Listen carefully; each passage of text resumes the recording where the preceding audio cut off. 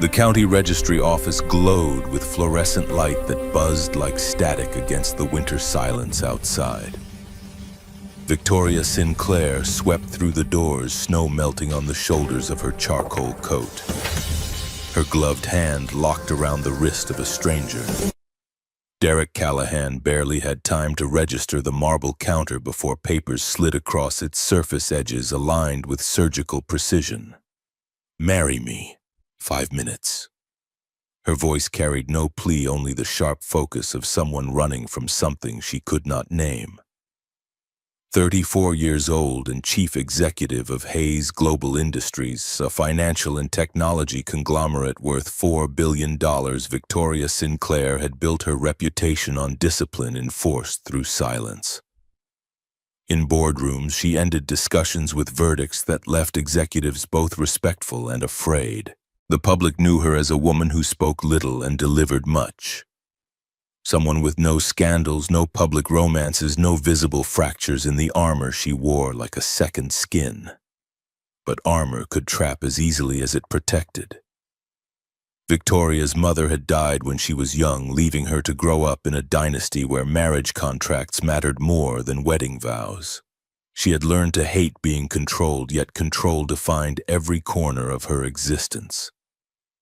The worst control came wrapped in legal language her father had left behind. A trust fund holding the company's core voting shares with a single devastating condition before her 35th birthday. Victoria had to establish family stability through legal marriage, or the voting rights would transfer to a supervisory committee controlled by the board of directors. She would remain chief executive in title, only a puppet waiting for the strings to be cut. The condition had been buried deep in confidential files known only to a handful of internal lawyers. But someone had stolen those files. Someone inside her own organization had leaked the trust documents and was preparing to activate the clause. The trap was elegant in its cruelty. If Victoria married someone from high society, the media would trace the connection and her opponents would prove the marriage was fake, designed solely to maintain power. She needed someone outside the game entirely. Someone whose legal history was clean but whose social standing made him impossible to connect to corporate manipulation. Derek Callahan was 36 years old and worked as an independent electrician, taking contracts for public building repairs and emergency calls. He lived with his daughter Isla in a small apartment where every dollar had a purpose and every promise had weight. His wife Sarah had died in a traffic accident 4 years ago when Isla was 3, leaving behind medical bills that still shadowed his credit report. Derek had learned to be wary of anything involving large sums of money, and he despised the feeling of powerlessness. Fixing broken electrical systems gave him a sense of control in a world that had taken too much from him already. He did not seek charity and had no tolerance for people who used power like a weapon. Tonight he had promised to be home by 6 to help with a Christmas craft project. That promise mattered more than any emergency repair call. Isla Callahan, 7 years old, with her mother's observant eyes, had established a family ritual with her father. Every night before bed, she asked 3 questions. What made you happiest today? What made you saddest today? What do you want to change tomorrow? The questions were not complicated, but they required honesty. Isla did not need wealth. She needed someone who knew how to listen. The forces working against Victoria had names and faces. Marcus Thornton chaired the board of directors with polished manners that concealed a hunger for control. He had spent years building networks among shareholders, lawyers, and media contacts, all positioned to seize the voting rights Victoria was about to lose. His lieutenant Reginald Kemp served as chief financial officer and specialized in manipulating numbers to create artificial crisis. He hated Victoria for cutting off his shadowy contracts years earlier. Together they had orchestrated this moment, counting down to her 35th birthday like wolves waiting for winter to weaken their prey. Vivian Ashford, an internal corporate lawyer, occupied neutral ground for now. She followed the law precisely, neither helping nor hindering the trap closing around Victoria. But neutrality could shift when the right pressure was applied. The night Victoria and Derek first crossed paths, an electrical failure had darkened the county administrative building where civil records were processed. The main server went down, security cameras flickered, and automated entrance gates stopped functioning. Derek arrived in worn work clothes with snow melting in his hair, called in on an emergency contract to restore power. Victoria appeared an hour later to handle urgent legal paperwork related to the trust fund, dressed in a coat that cost more than Derek's monthly rent. Her face looked carved from ice, every muscle held tight against some invisible weight. She mistook him for a building employee she could direct.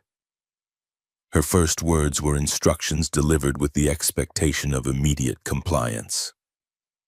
She needed power restored in 10 minutes because she had an important call. Derek's response came flat and factual. Rushing the job could burn out the circuit board and collapse the entire system tomorrow. He would do it correctly, not quickly. The refusal caught Victoria off balance. She had spent her entire life giving orders and watching people follow them. This man in his faded work jacket had just placed safety above her authority, as if her position meant nothing compared to doing the job right. Something small and sharp lodged itself in her chest. Not quite anger, closer to grudging respect. While Derek worked, he made a video call home to tell Isla to go to bed without him. His daughter's face filled the small screen, and she asked her 3 questions in a voice still soft with childhood. When did you feel happiest today? When the school called to say you got an A on your science project? When did you feel saddest? Right now, because I'm not there to read with you. What do you want to change tomorrow? I want to finish work faster so we have more time together. Victoria heard the conversation from 10 feet away. She did not understand how a man this exhausted could still speak with such warmth, how he could be so present in his answers. Envy touched her briefly, a feeling she refused to name. Before leaving, Victoria glanced at the contractor badge clipped to Derek's tool bag. She did not thank him. Instead, she issued a statement that sounded like a command. If she called again, he would prioritize her requests. Derek nodded without promising anything. Victoria walked out into the snow, carrying his name in her mind like a coin she might need to spend later. 3 weeks later, the emergency board meeting felt less like corporate governance and more like an execution. The conference room stretched long and narrow, its windows overlooking a city wrapped in winter gray. Marcus Thornton called the session under the guise of addressing governance risks and leadership stability. He spoke in careful language about Victoria's private life, creating shareholder concerns, letting the implications hang in the air without explicit accusation. Every word sounded reasonable on the surface, but underneath ran the current of a threat. Reginald Kemp followed with a presentation full of inflated market volatility numbers, graphs colored in alarming red, suggesting that Victoria's personal instability made her unfit to hold decisive voting power. He clicked through slides showing stock fluctuations that had nothing to do with her leadership, but everything to do with manufactured fear. The other board members shifted in their leather chairs, uncomfortable but unwilling to challenge the narrative being constructed around them. Then the legal strike came. A board attorney casually mentioned the condition in Victoria's father's will, the clause requiring marriage before age 35. The words dropped into the room like stones into still water, and Victoria felt her lungs stop working. She had known about the condition but believed it was sealed under absolute confidentiality, protected by attorney-client privilege and locked away in secure files. Someone had betrayed her from inside her own legal fortress. Someone had handed her enemies the exact weapon they needed, and they were wielding it with surgical precision. She had less than 2 months before her birthday. If she lost the voting rights, Marcus would control the company, and every clean project she had built, every ethical standard she had fought to establish, would be dismantled and sold for parts. She did not fear losing money. She feared losing the only thing she had created with her own hands. The only proof she was more than her father's cold dynasty. Marrying someone from her social circle was impossible. Her opponents would investigate the connection, prove the marriage was a legal maneuver, and sue to invoke the trust clause. She needed a marriage that was technically legitimate, but impossible to connect to corporate gain. She needed someone with no shares, no political ties, and a work history that proved he had nothing to gain from her world. Derek Callahan's name surfaced in her mind like a lifeline made of thorns. A man outside her system with a clean employment record and a life that had no intersection with corporate power. He was mature enough to sign papers immediately. He was also a father, which made him vulnerable to an offer involving his daughter's future. Victoria knew dragging him into this trap was selfish, possibly cruel. She did it anyway because she was out of time and out of options. The next morning, Derek received an emergency call about another electrical malfunction at the county building. He took the job because the payment would cover this semester's school expenses for Isla. He had promised his daughter he would be home by 4 to help her make construction paper snowflakes for the holiday display. That promise sat in his chest like an anchor as he drove through the gray winter streets. Victoria arrived at the building before Derek finished the diagnostic check. She walked straight to where he stood testing voltage, her face rigid and her hands trembling in a way she thought she had hidden. She did not greet him or explain. She simply said 2 words, "Follow me." Derek assumed she was an official who needed urgent repairs. He followed her down the hallway toward what he thought was another electrical panel. She led him into the marriage registry office instead. A clerk sat ready at the desk with paperwork already half prepared. All it needed was the groom's signature. Derek understood in the span of a heartbeat and jerked his hand away. He told her plainly that he was not a toy for rich people to manipulate.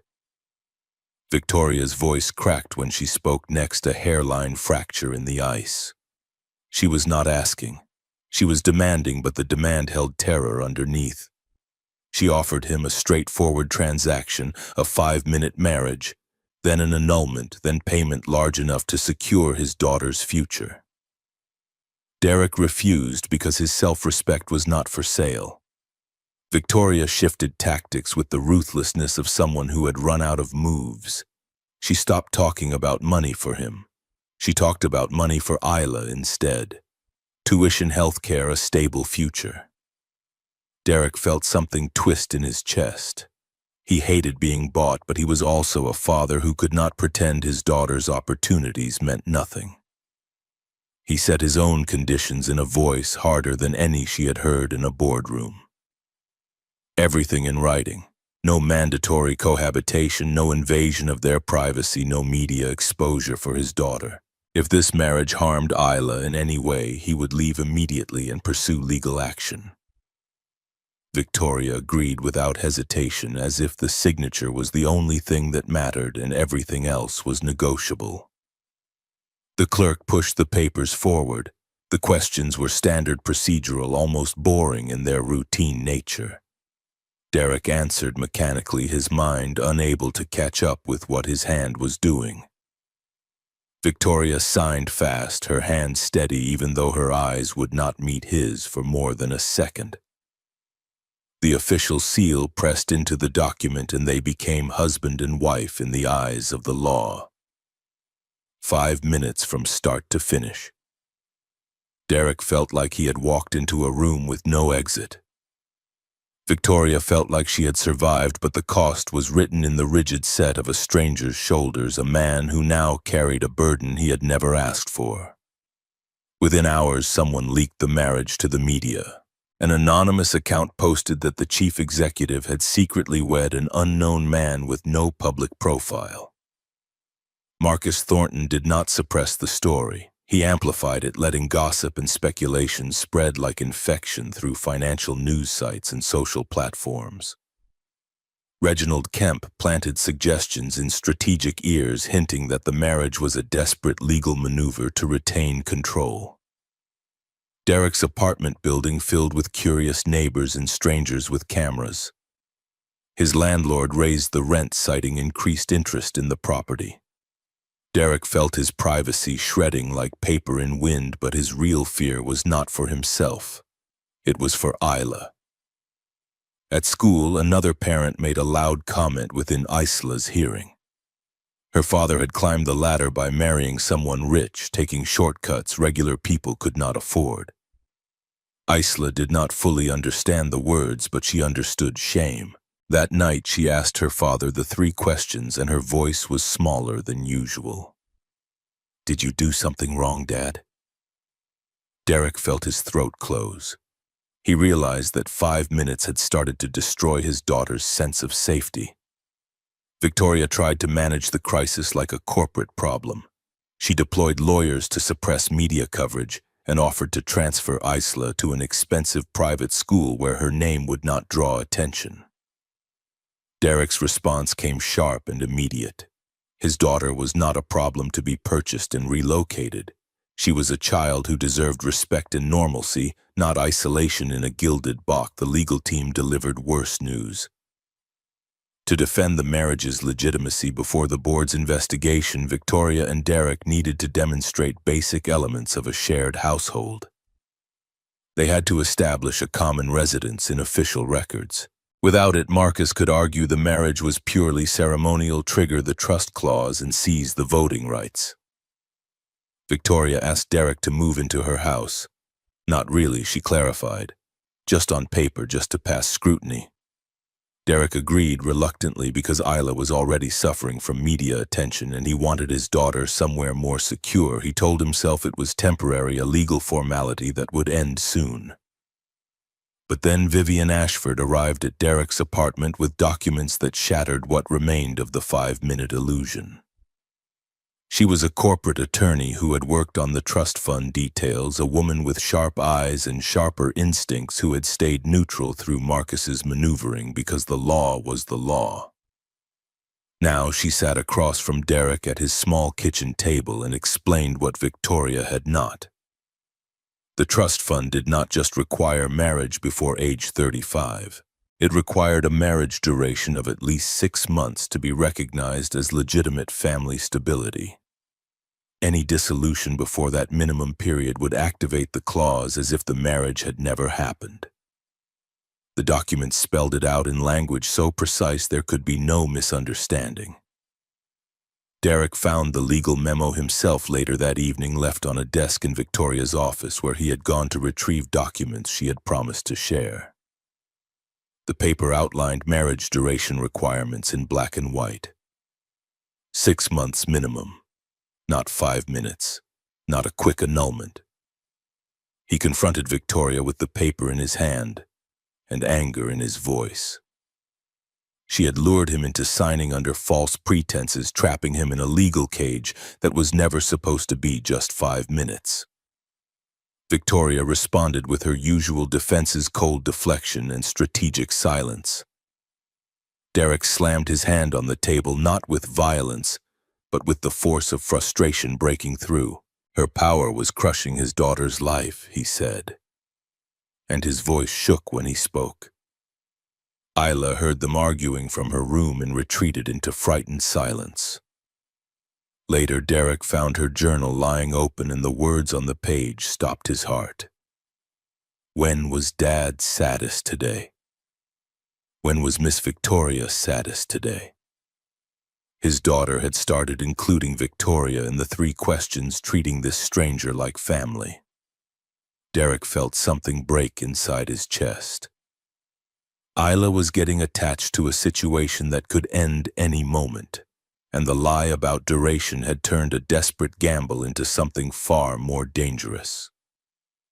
Victoria finally admitted the deeper truth, though her admission came wrapped in defensive layers she could not quite shed.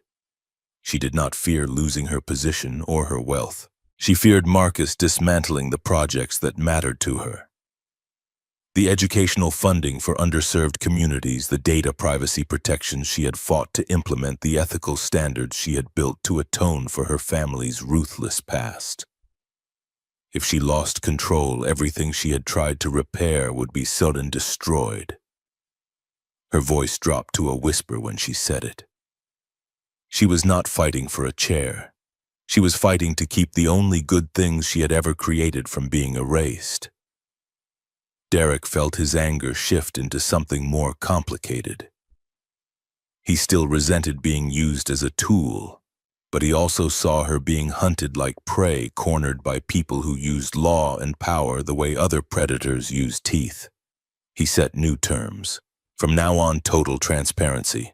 Every legal document, every strategic move had to be shared with him, and Victoria had to personally guarantee Isla's protection from media intrusion and board manipulation. Victoria agreed, but this time her agreement felt less like a command and more like a request for a second chance. The house was a mansion that felt more like a museum. Long hallways stretched in perfect symmetry. White light poured from fixtures designed for elegance rather than comfort, and polished marble surfaces reflected everything back in cold precision. Silence pressed against the walls, broken only by the distant hum of climate control systems maintaining perfect temperature. Staff members looked at Derek like he was trespassing in a space that did not belong to him, their eyes measuring him and finding him wanting. He brought Isla inside, guiding her gently by the shoulder, and his daughter went quiet, clutching her backpack as if afraid to touch anything. Her sneakers squeaked softly on the marble floor, each sound echoing in the cavernous space. Victoria watched them standing in her foyer, looking lost. Small figures swallowed by architecture meant to impress rather than welcome. For the first time, she saw her home through different eyes. It looked frightening. It looked like a place where warmth came to die. Marcus Thornton moved forward with his legal assault. The board announced an ethics review of the chief executive's conduct, framing it as a question of governance, stability, and shareholder confidence. The real goal was forcing Victoria to prove her marriage was genuine, and if she could not prove it, they would invoke the trust clause and strip her voting power. Reginald Kemp hired investigators to dig into Derek's background, searching for debt, legal violations, anything that could paint him as an opportunist exploiting a desperate woman. The first days of cohabitation felt like two strangers occupying the same cold museum. Victoria established rules: do not enter my private workspace, do not touch personal files, do not disrupt the household schedule. Derek set his own boundaries. Isla would live like a normal child with regular meals, consistent bedtime, and no use as a publicity tool. He told Victoria that his daughter was not a prop for corporate theater. Victoria had spent her life issuing orders and watching people obey.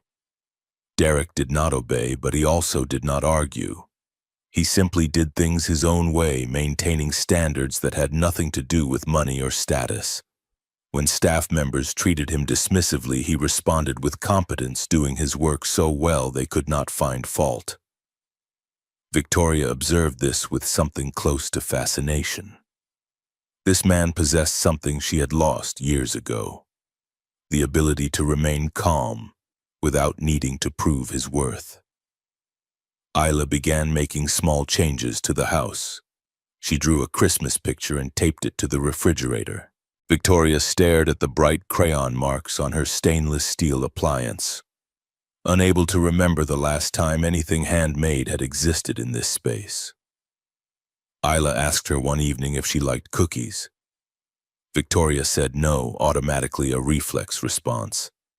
That night, she quietly instructed the kitchen staff to bake cookies anyway. She could not explain why. Late one night, exhaustion and pressure finally cracked Victoria's composure. She sat alone in a dark room with her head in her hands. Makeup stripped away, fingers trembling slightly. Derek found her there by accident. He did not offer empty reassurances or try to fix what he did not understand. He brought her a glass of warm water and said simply that she needed to sleep or she would lose tomorrow's battle. Victoria looked up at him. This man she had dragged into her war and realized something fundamental had shifted. Someone had just cared for her in the most practical, unglamorous way possible without expecting anything in return. The gesture was so small it should have meant nothing, but it landed in her chest with the weight of something she had forgotten existed. Derek quietly changed the lighting in the hallways, replacing harsh white bulbs with warmer tones so Isla could sleep better. Victoria walked through the softer light one evening and felt her house shift into something closer to a home. She reminded herself this was temporary, a contract with an expiration date. Then she watched Derek teach Isla how to check if an electrical outlet was working properly. His patience infinite as her small hands fumbled with the testing tool, and Victoria felt the expiration date blur into something less certain. The investigators Marcus hired released their findings through a financial blog that published an article describing Derek's past debt and insinuating he had married for money. The truth was mundane and painful.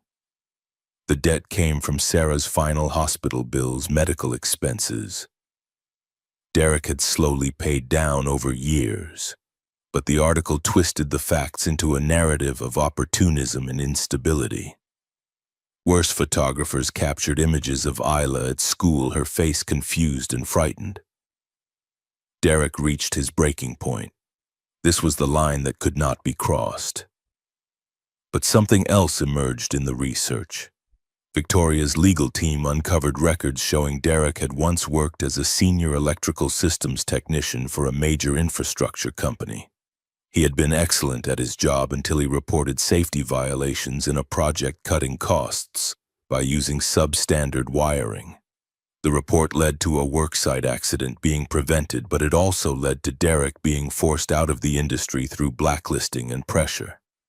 He had lost his career because he refused to stay silent about something dangerous. Victoria understood then. Derek was not poor because he lacked skill or ambition. He was poor because he had paid the price for doing the right thing when no one with power wanted to hear it. He was like her in a way she had not expected, someone fighting against a system designed to crush integrity. Word count 3847. Target 6-807,000. Continuing. Derek's former colleague Cole Brennan reached out after seeing the news coverage.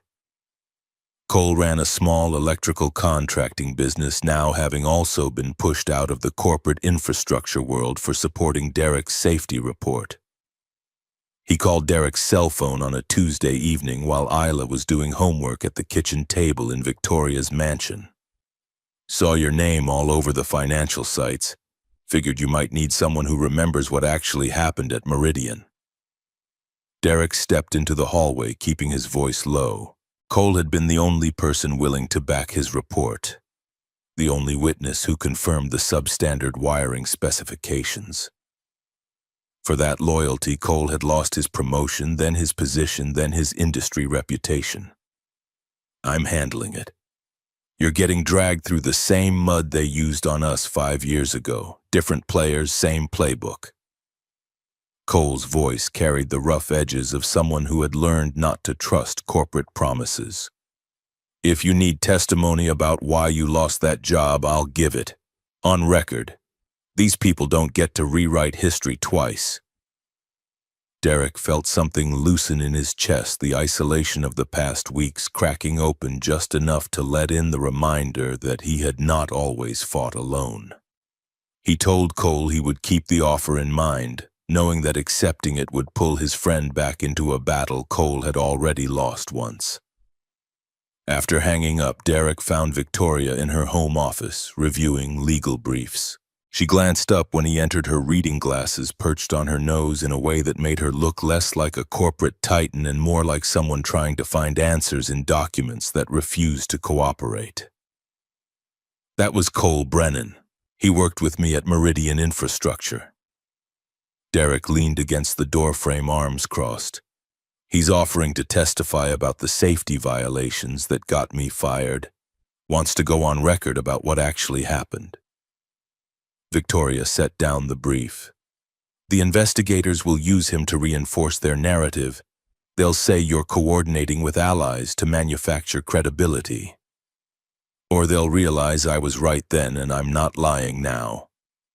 Derek's jaw tightened. Cole lost as much as I did, more maybe. He had a wife and 2 kids depending on that salary. Then why would he risk exposing himself again? Because some people still believe doing the right thing matters even when it costs them everything. The words hung between them, sharp enough to draw blood. Victoria looked away first, her fingers drumming once against the desk before going still. She was learning slowly and painfully that the armor she wore had been built from the same materials Marcus and Reginald used for their weapons. Control. Calculation. The belief that power justified any means. Derek was showing her a different foundation, one that did not rely on manipulation or strategic advantage. He simply refused to compromise on what he knew was right, even when the cost was brutal. Even when it meant losing the career he had built, the financial security his family needed, the future he had planned. Victoria had spent 3 weeks watching him maintain that standard in her house with her staff, with Isla. He did not bend to make things easier. He did not perform integrity for an audience. He just lived it quietly and without fanfare, as if there was no other option worth considering. "Tell Cole I appreciate the offer," Victoria said finally. "But let's hold it in reserve. If we use him too early, Marcus will have time to discredit him before the board hearing. We need to be strategic about when we reveal our evidence." Derek nodded, recognizing the shift. She was not dismissing Cole's value or questioning Derek's judgment. She was thinking tactically about how to protect someone who had already been hurt by the same forces now targeting them. It was a small thing, barely worth noting, but Derek noticed it anyway. Isla appeared in the doorway, her homework folder tucked under one arm. She looked at Derek, then at Victoria, her young face serious in a way that made Derek's chest ache. His daughter had learned to read tension the way some children learn to read weather, a survival skill developed from years of watching her father navigate a world that kept taking things away. "Is everything okay?" Derek crouched to her level. "Everything's fine, sweetheart. Just grown-up stuff about work." Miss Victoria looked sad. Isla's observation landed with the precision of a child who noticed what adults tried to hide. "Is it because of the mean people Dad told me about?" Victoria's expression flickered surprise crossing her face before she smoothed it away, but not quickly enough. Isla had seen it, and Derek had seen Isla see it. His daughter was connecting the dots, building a map of the adults around her and their unspoken struggles. "The mean people are just confused," Victoria said, her voice gentler than Derek had heard it before. "They think I'm not good at my job, but they're wrong. Your dad is helping me prove it. Dad's really good at fixing things." Isla's certainty was absolute, the kind of faith that came from watching someone show up every day and do what they promised. "He'll fix this too." Derek felt the weight of that trust settle across his shoulders, familiar and heavy. He had built his entire life around being someone Isla could count on, someone who kept promises even when keeping them was hard. Now he was tangled in a situation where keeping those promises meant staying in a marriage built on lies, in a house that felt like a cage, with a woman who had bought his cooperation through his daughter's future. But Isla was looking at Victoria with something that was not quite trust yet, but might become it given time. And Victoria was looking back at his daughter with an expression Derek could not quite name, something sicker than calculation, and more uncertain than control. Later that night, after Isla had gone to bed with her 3 questions answered, Derek found Victoria still in her office. The legal briefs had multiplied, spreading across her desk in organized chaos. She was making notes in the margins with a fountain pen, her handwriting precise and angular. "She's getting attached to you." Derek did not sit down, keeping the conversation vertical and direct. "Isla, she's including you in her world. I noticed." Victoria did not look up from her notes. Is that a problem? It's a complication. When this ends, when the 6 months are up and we go our separate ways, she's going to ask questions I don't know how to answer. Now Victoria did look up, setting the pen down, with careful deliberation. What if it doesn't end? The question landed like a stone in still water ripples, spreading out in directions Derek was not prepared to map. He stared at her, searching for the angle, the strategic play hidden beneath the words. But Victoria's face showed something he had not seen before, genuine uncertainty. She was asking, not maneuvering. We made a deal, 6 months to satisfy the trust fund, then we're done. Deals can be renegotiated. Victoria stood, walking to the window that overlooked the dark grounds of her estate. I'm not saying I want that. I'm saying it's a possibility we should consider. Isla is adjusting better here than either of us expected. The school situation will be resolved once we transfer her. And you, she paused, her reflection ghostly in the glass. You're the first person in 10 years who's told me the truth even when it hurt. Derek felt something dangerous unfold in his chest, a hope he had not given himself permission to feel. He crushed it immediately, ruthlessly, because hope had a way of turning into disappointment, and disappointment was something Isla could not afford. I'm here because you backed me into a corner. Let's not pretend this is anything more than a transaction. Is that what it is? Victoria turned to face him, and for once her armor had cracks wide enough to see through. Because from where I'm standing, it stopped being just a transaction the moment you started teaching my kitchen staff how to make pancakes that don't taste like cardboard. The moment you fixed the thermostat so the house isn't cold enough to preserve meat.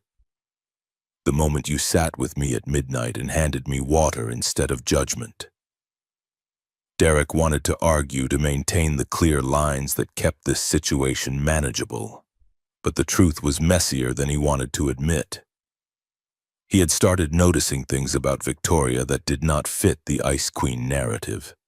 The way she checked on Isla's homework without being asked. The way she had quietly replaced the harsh overhead lights in Isla's bedroom with softer lamps. The way she listened when he talked about the board's investigation, not just as a problem to solve, but as something that genuinely troubled her. 6 months, he said finally, because it was the only safe answer. We get through 6 months, we prove the marriage is legitimate, and then we figure out what comes next. No promises, no expectations. Victoria nodded, accepting the boundary even as her eyes held questions she did not voice. Derek left her office and climbed the stairs to the guest room that had become his temporary sanctuary, a space that was not quite his but no longer entirely foreign. Isla's door was cracked open, her nightlight casting soft shadows across the hallway.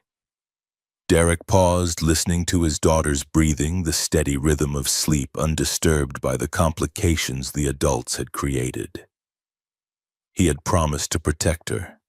Everything else was secondary to that promise. The board's ethics investigation accelerated over the following week. Marcus Thornton convened a special committee to review Victoria's fitness for continued leadership, a phrase that sounded neutral but carried the weight of a guillotine. Reginald Kemp produced a detailed analysis of the company's performance under Victoria's tenure, cherry-picking metrics that showed volatility while ignoring the long-term growth and ethical improvements she had implemented. Vivian Ashford attended the preliminary hearings as required by her role as corporate counsel. But she began leaving documents on Victoria's desk when no one was watching. Financial reports that contradicted Reginald's analysis. Board meeting minutes that showed Marcus had discussed removing Victoria months before the trust fund clause became relevant. Evidence of premeditation. Derek spent his days working on electrical contracts around the city, maintaining the appearance of normalcy, while his evenings were consumed by strategy sessions with Victoria and Vivian. The three of them would sit in Victoria's office, reviewing documents, building timelines, identifying the gaps in Marcus's attack. During one of these sessions, Derek noticed something in an old building permit application for Hayes Global's headquarters. The electrical contractor listed was Meridian Infrastructure, the same company that had fired him. The permit was dated 6 years ago, right around the time Derek had filed his safety report. He pulled up the project specifications and felt his stomach turn. The wiring installation described in the permit used the same substandard materials Derek had flagged in his report. The same corner cutting that had nearly caused a catastrophic failure in another building.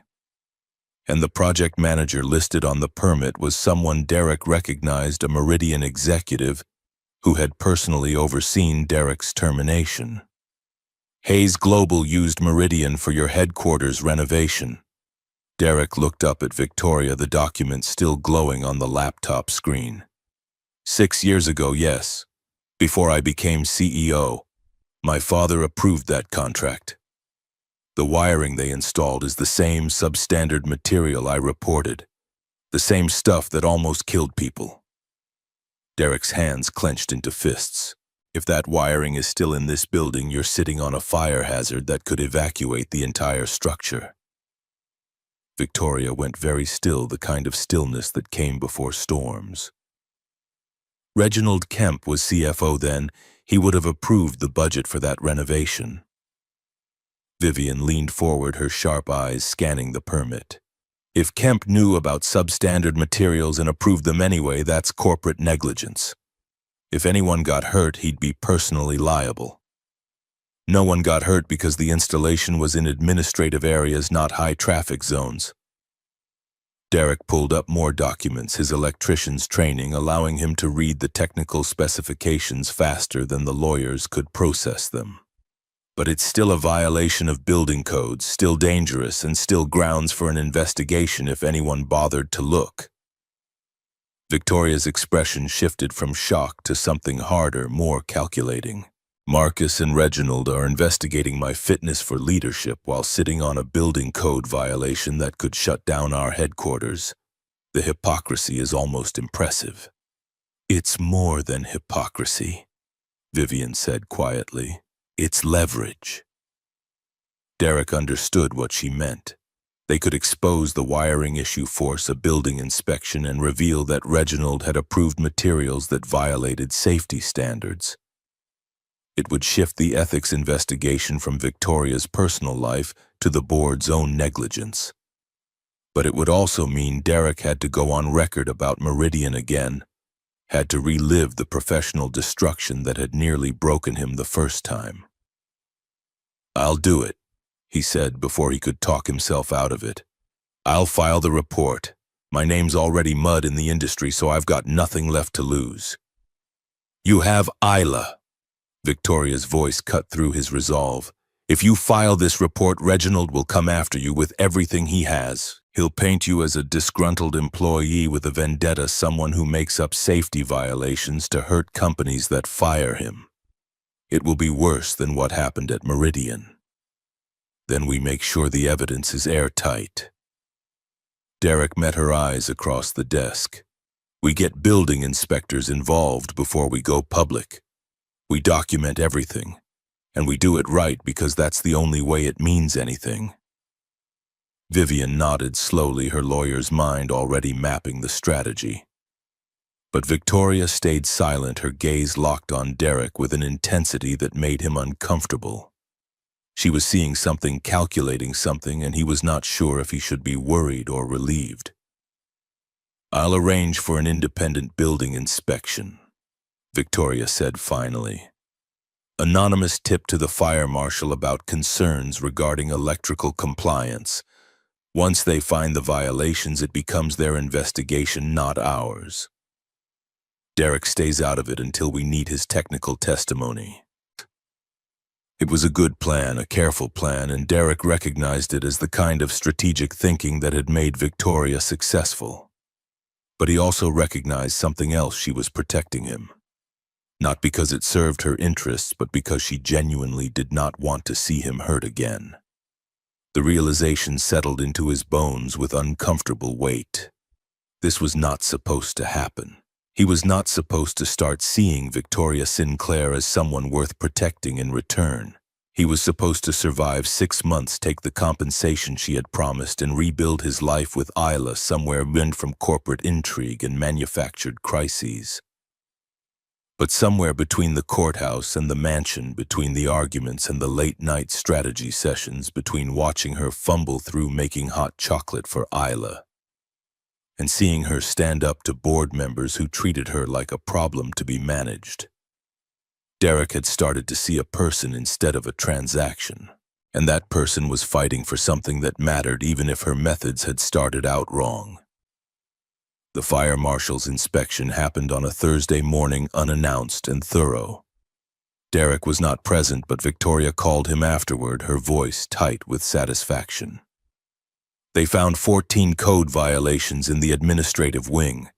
The wiring is exactly what you said it was, substandard materials installed in violation of specifications. They're requiring immediate remediation and issuing citations to the building owner. Which is Hayes Global. With Reginald Kemp as the CFO, who approved the original contract and budget. Victoria's satisfaction was almost audible. Marcus wanted an ethics investigation. Now he has one, but it's pointed at his lieutenant instead of me. Derek should have felt vindicated. Instead, he felt tired, the kind of exhaustion that came from winning battles that should never have needed fighting. But he recognized this for what it was, a turning point. Marcus and Reginald had spent weeks building a case against Victoria, and now their own negligence was about to become public record. What happens next? Vivian files a motion to expand the ethics investigation to include the building code violations. We present evidence that Reginald approved contracts with materials he knew were substandard, and we ask the board whether they want to continue questioning my fitness for leadership while ignoring actual corporate negligence in their own ranks. It was elegant in its simplicity, a strategic reversal that used the enemy's weapon against them. Derek found himself almost admiring Victoria's ability to turn disaster into advantage, even as part of him mourned the necessity of it. That night, Isla asked her 3 questions, and Derek answered with more honesty than he had managed in weeks. What made you happiest today? Seeing someone I care about win a fight she deserved to win.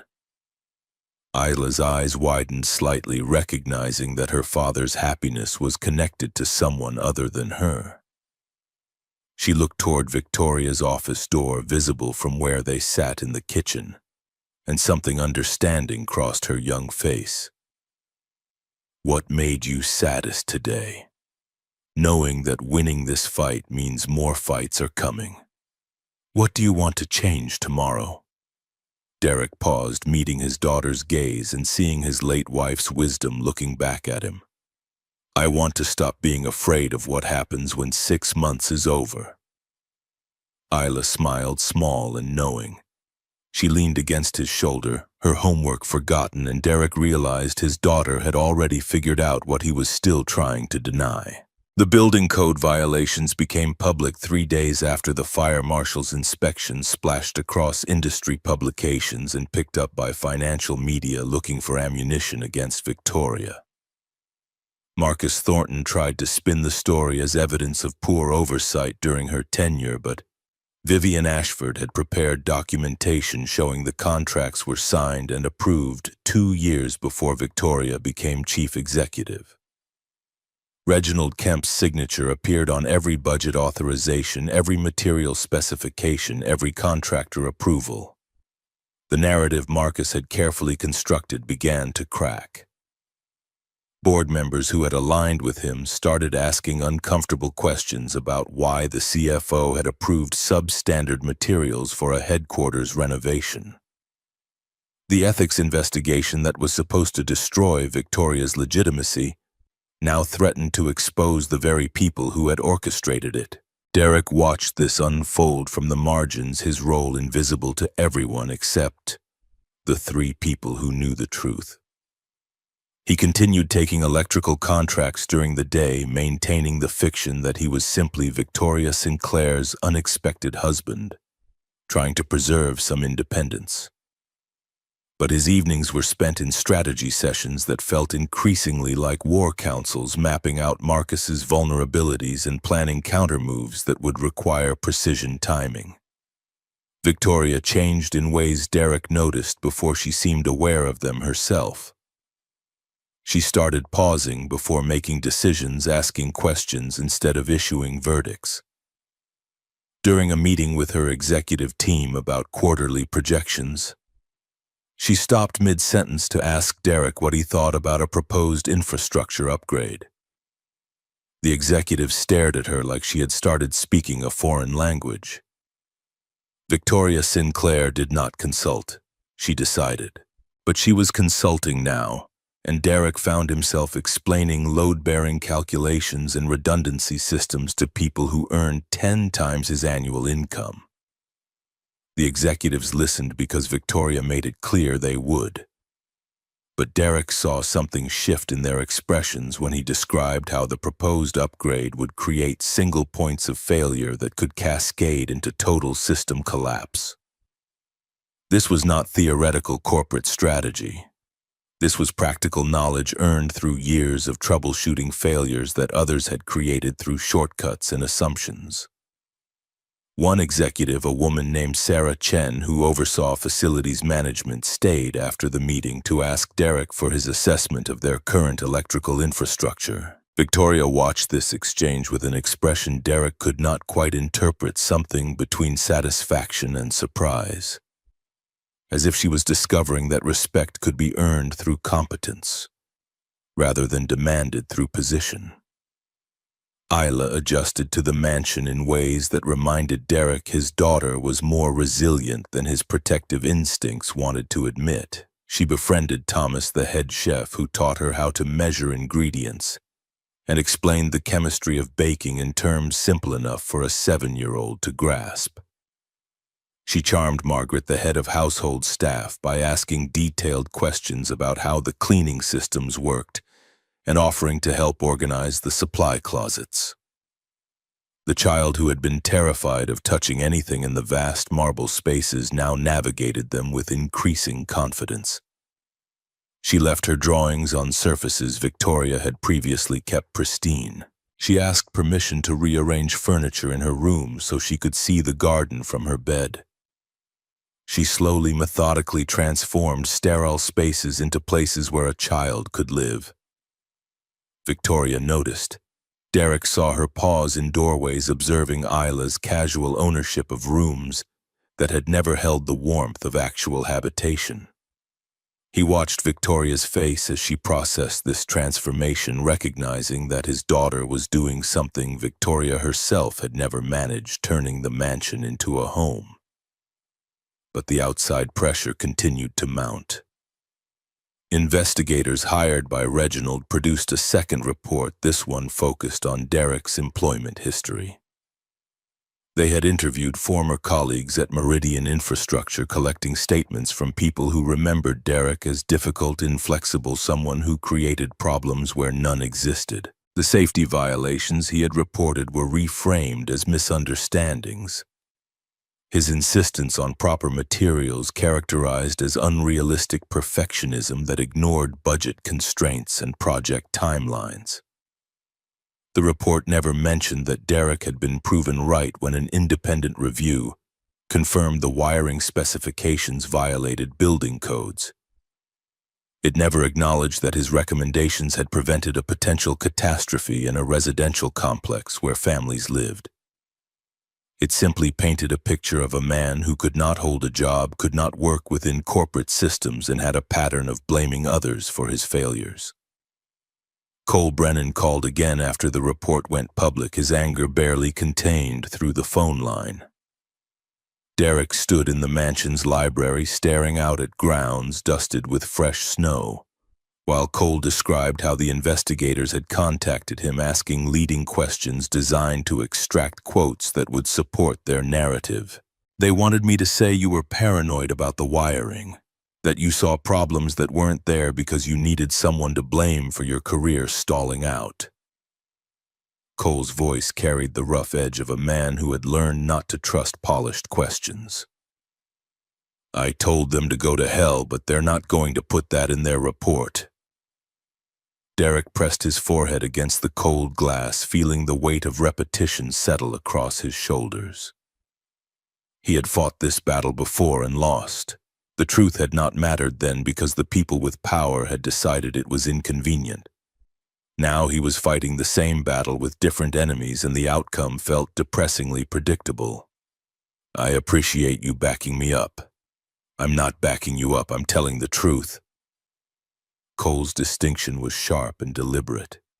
There's a difference. One's about loyalty, the other's about what actually happened. You were right about Meridian and you know it. Don't let these corporate predators rewrite history just because they've got better lawyers. After the call ended, Derek found Victoria in the dining room reviewing documents with Vivian. They had spread papers across the tables, polished surface building timelines, and cross-referencing financial records.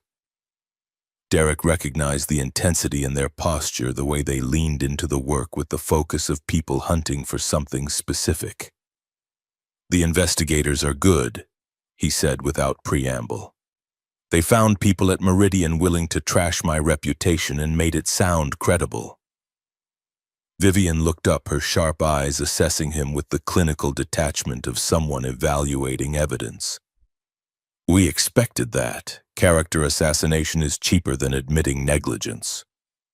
It's still going to play well with the board. Marcus gets to present me as the opportunist with a history of blaming employers when things go wrong. Derek moved to the table, scanning the documents they had assembled. What are you looking for? Victoria sat back, removing her reading glasses in a gesture that had become familiar over the past weeks. Connections between Marcus and Reginald that go back further than Hayes Global. If they've worked together before, if there's a pattern of this kind of manipulation, it gives us leverage. You want to prove this is not just about you. It's about them having a system. Derek understood the strategy, even as part of him recoiled from the necessary cynicism of it.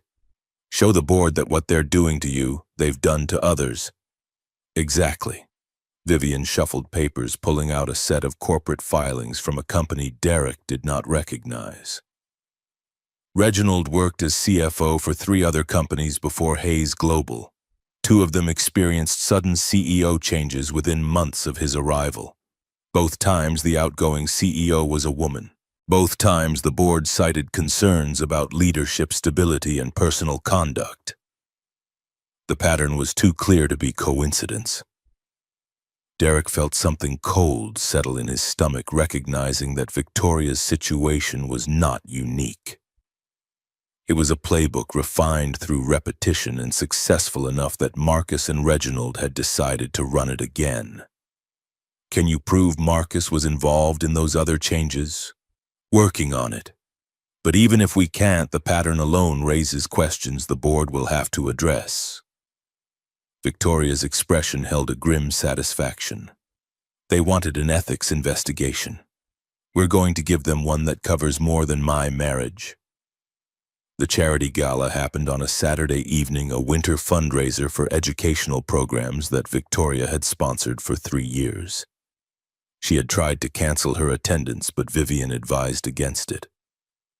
Absence would be interpreted as weakness, as evidence that Victoria could not withstand scrutiny. So they went Derek in a borrowed suit that fit poorly across the shoulders, Victoria in a midnight blue dress that cost more than Derek's first car. The ballroom filled with people whose casual conversations involved mergers and acquisitions, whose charitable donations were tax strategies, whose smiles carried calculations Derek could see but not fully decipher. He hated the performance of it, the way every interaction felt like a transaction disguised as pleasantry.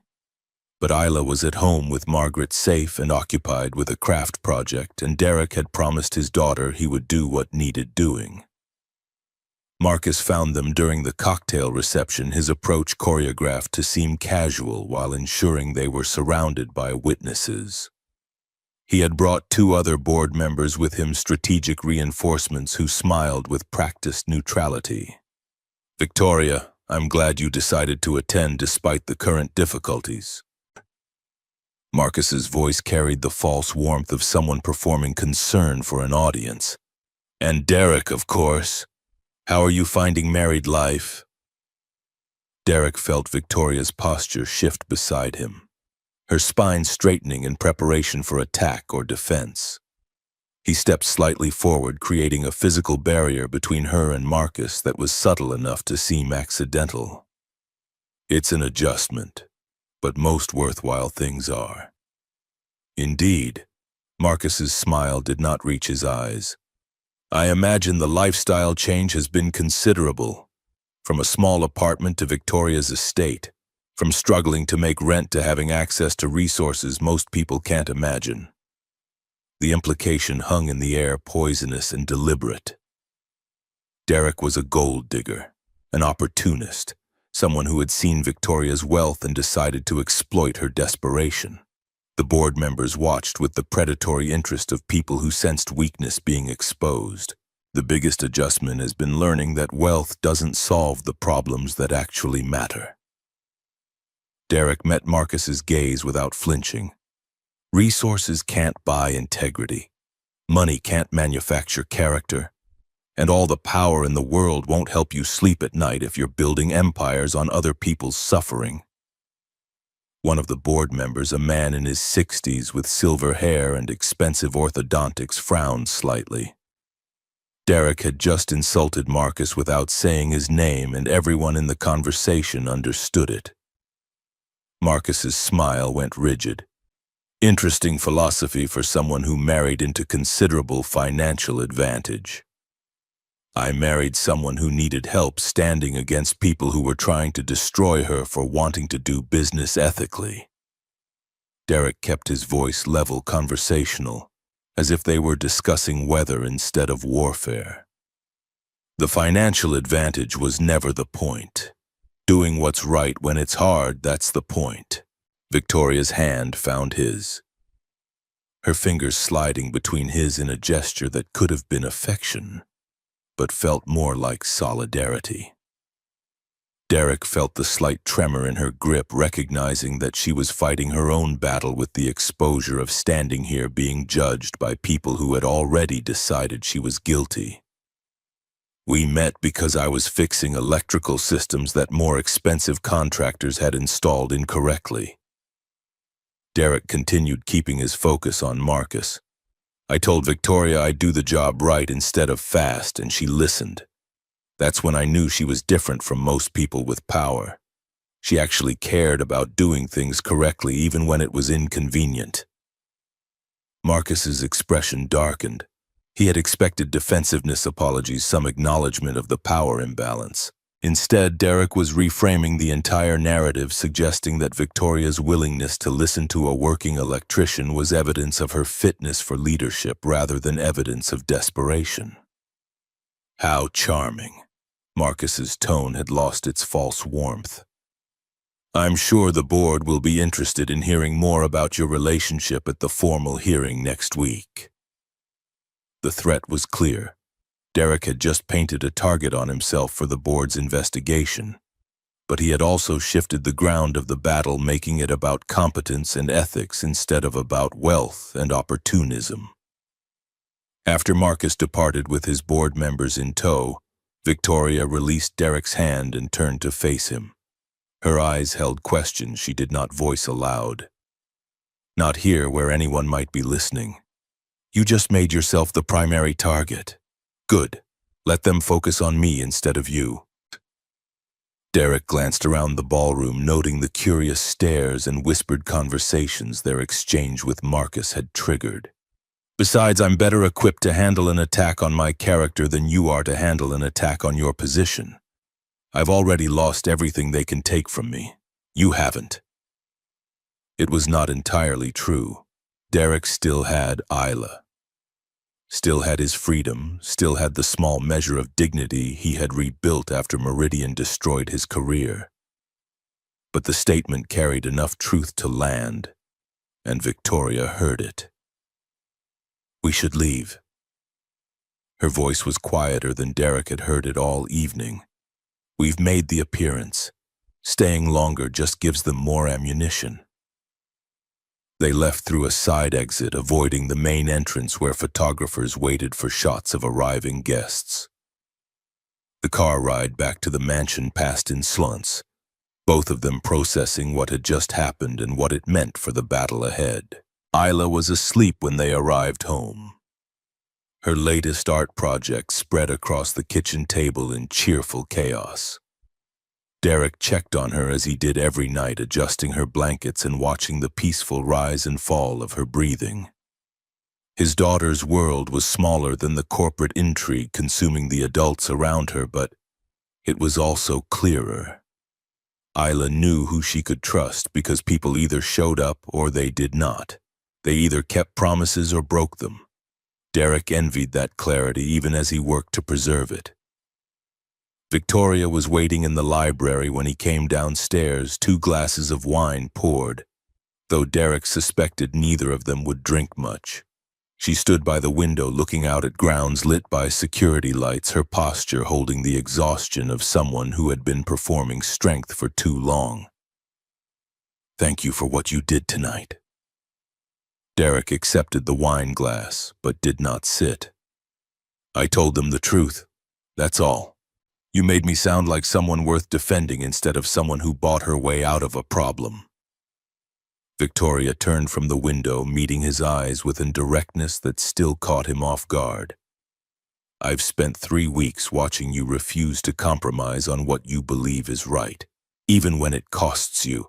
Even when easier options exist. I didn't understand that at first. I thought it was stubborn pride. And now I think it's the only thing worth having." She set her wine glass down untouched. "Marcus and Reginald will keep attacking because that's what they do. They'll twist facts and manufacture narratives and use every resource they have to make us look like criminals. But they can't make their version true just by saying it loudly enough. Not if we refuse to let them rewrite reality." Derek recognized what she was offering, even if she had not fully articulated it yet. An alliance built on something more than transaction. A partnership where the goal was not just survival, but actually doing what was right even when the cost was brutal. "The board hearing is in 10 days. Derek finally sat the wine glass warming in his hands. "We need to decide how we're going to handle the electrical surge evidence." They had been dancing around this question for days. Derek's discovery about the power surge during their first meeting, the one that had disabled security systems and allowed someone to access sealed trust fund documents, was powerful evidence of premeditation. But using it meant Derek would have to testify about his technical expertise, would have to withstand. Cross-examination about his history with Meridian would have to defend his credibility against investigators who had already painted him as someone who invented problems. Vivian had suggested bringing in an independent electrical engineer to validate Derek's analysis, but Derek knew that would undercut the impact. The power of his testimony was not just the technical accuracy. It was that he had been there, had seen the failure in real time, could describe exactly what kind of deliberate action would create that specific pattern of outages. "I think you should present it yourself." Victoria's voice held the certainty of someone who had made a decision and committed to it fully. "Not because we don't have other options, but because your testimony will carry weight that hired experts can't match. You were there. You saw what happened, and you have the expertise to explain why it matters." "Marcus will destroy my credibility before I finish the first sentence. Let him try." Victoria leaned forward, her intensity focused entirely on Derek. "I've spent 3 weeks watching you fix things that expensive contractors left broken. I've seen you explain complex systems in ways that anyone can understand. I've listened to you answer Isla's questions with patience that never wavers. You have a gift for making complicated things clear, and that's exactly what we need in that hearing room." Derek wanted to believe her, but years of having his expertise dismissed had left scars that did not heal easily. At Meridian, they had called him alarmist, inflexible, someone who could not understand the realities of budget constraints and project timelines. The investigators Reginald hired had used the same language, the same dismissive framing that suggested Derek's concerns were problems of personality rather than legitimate technical issues. What if I'm not enough? The question came out smaller than Derek intended, exposing vulnerability he usually kept locked away. But Victoria did not flinch from it. Then we lose. But we lose having told the truth instead of letting them win through lies. She reached across the space between them, her hand covering his in a gesture that had nothing to do with performance or strategy. I dragged you into this because I was desperate and selfish. The least I can do is make sure we fight it the right way. Not because it's strategically optimal, but because it's what people with integrity do when they're backed into corners. Derek felt something fundamental shift in his chest. A realization that this woman he had met under the worst possible circumstances had somehow become someone he genuinely respected. Not because of her wealth or position, but because she was learning to value the things that actually mattered. Learning to ask instead of demand. Learning that power meant nothing if it was built on corruption. The school situation resolved itself through a combination of Victoria's connections and Isla's resilience. A small private school in a neighboring district agreed to accept a mid-year transfer, their headmistress more interested in Isla's test scores and teacher recommendations than in the media coverage surrounding her father's marriage. The school emphasized creative learning and community values, the kind of environment where Isla's natural curiosity would be nurtured rather than crushed. Victoria surprised Derek by taking the morning off to attend Isla's first day. She arrived at breakfast dressed in clothes less formal than her usual executive armor, looking almost uncomfortable in casual slacks and a simple sweater. Isla noticed immediately, her observant eyes taking in the change with the seriousness she applied to anything involving the adults around her. "Are you coming to school with us, Miss Victoria? If that's all right with you?" Victoria's uncertainty was visible, a crack in the confidence she usually projected. "I thought you might want company on your first day." Isla considered this with the gravity of someone making an important decision. Then she nodded, her approval simple and absolute.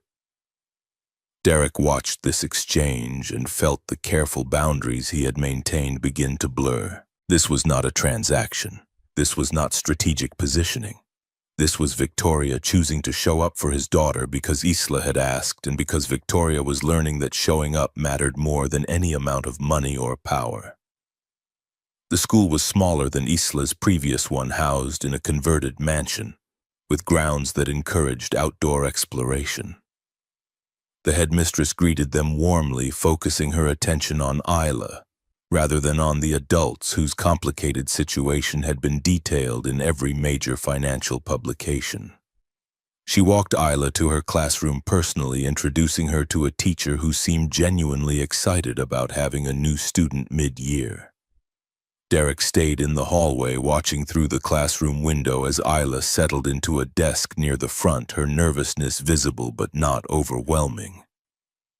A girl with dark braids and freckles leaned over to ask Isla a question, and Derek saw his daughter's face light up with tentative hope. Making friends, starting over, building a world that was hers instead of something defined by the chaos adults had created. Victoria stood beside him, silent but present, when the teacher closed the classroom door and gestured for them to leave. Victoria followed Derek back to the parking lot without comment. They sat in the car for several minutes before either spoke. "She's going to be fine." Victoria's statement carried conviction, as if saying it firmly enough could make it true. "I know." Derek stared at the school building, willing himself to trust the fresh start Isla was getting. "She's stronger than I give her credit for." "She gets that from you." Derek glanced at Victoria, surprised by the certainty in her voice. She was not looking at him, her gaze fixed on the middle distance in that way people did when they were thinking about something else entirely. I'm not particularly strong, I'm just stubborn. There's a difference between stubborn and having principles you refuse to compromise. Victoria finally met his eyes. I've built an entire career on compromise, strategic concessions, calculated decisions about which battles to fight and which to let go. It's how you succeed in corporate environments. It's how you survive when everyone around you is waiting for you to fail. But watching you refuse to bend on the things that matter has shown me what I've lost along the way. Her hands gripped the steering wheel, though the car was not moving. You told Marcus last night that resources can't buy integrity, that money can't manufacture character. I've spent 15 years believing the opposite, thinking that if I accumulated enough power, I could protect the things I cared about. But you can't protect anything if you become the kind of person who uses power like Marcus does. Derek understood what she was offering, even if the words were still finding their shape. An admission that this forced marriage had changed her as much as it had changed him. That somewhere between the desperation of the registry office and the battle they were now fighting together, Victoria had started to become someone different. The board hearing is in a week. Derek returned to the practical because emotions this complicated needed time to process. We should go over the timeline one more time. Make sure we can present the electrical surge evidence without gaps they can exploit. Victoria nodded, starting the car and pulling out of the parking lot. But Derek saw the slight curve at the corner of her mouth, recognition that he had not dismissed what she had said. He had simply chosen to honor it through action instead of words, the way he honored everything that mattered.